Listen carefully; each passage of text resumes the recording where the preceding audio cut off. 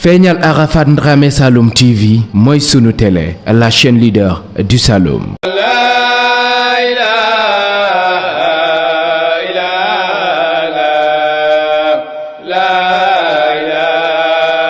asalaamaaleykum mbokki jullit mbokki taalibe yi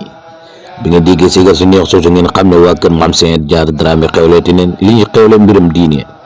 fan lay xewee sa Porte Dramé ndigal bayee ko si Ali Khalifa Cheikh Ahmed Tidiane Dramé di xalifa Alaaji Ahmad Dramé mooy am mbégte kontaan di leen yëgal siyaare Porte Dramé bi ñuy amal at mu jot di ko jagleel seen maam Saint Diarra Dramé ren jàpp ne ko dimanche ñaar fukki fan ak benn si weeru décembre 2025 ñu ngi koy yëgal waa Arafat yëpp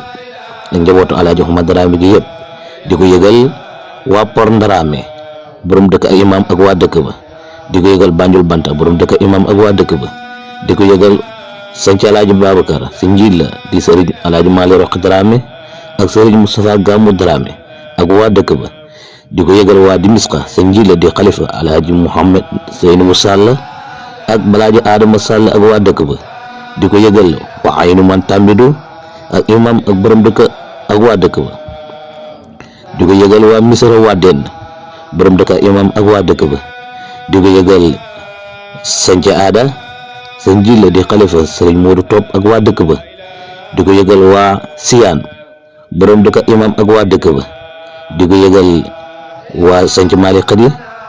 borom dëkk ak imam ak waa dëkk ba di ko yëgal sanc Mourhaminda borom dëkk ak imam ak waa dëkk ba di ko yëgal waa Ciise borom dëkk imam ak waa dëkk ba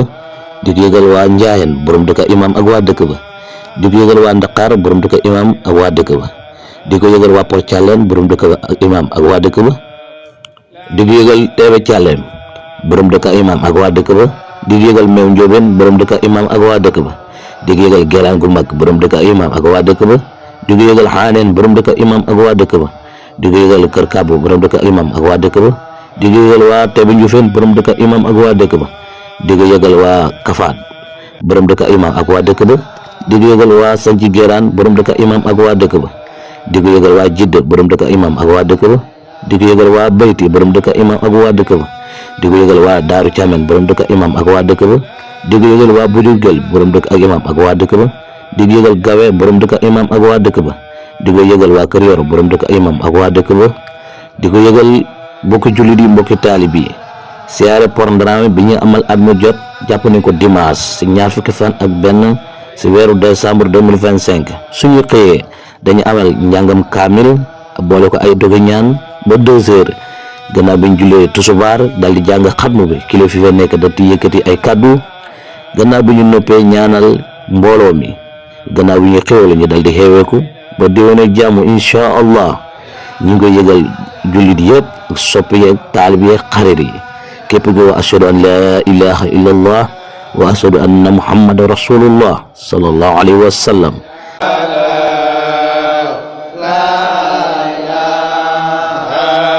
Feeñal Arafat Dramé Saloum TV mooy sunu télé, la chaîne leader du Saloum.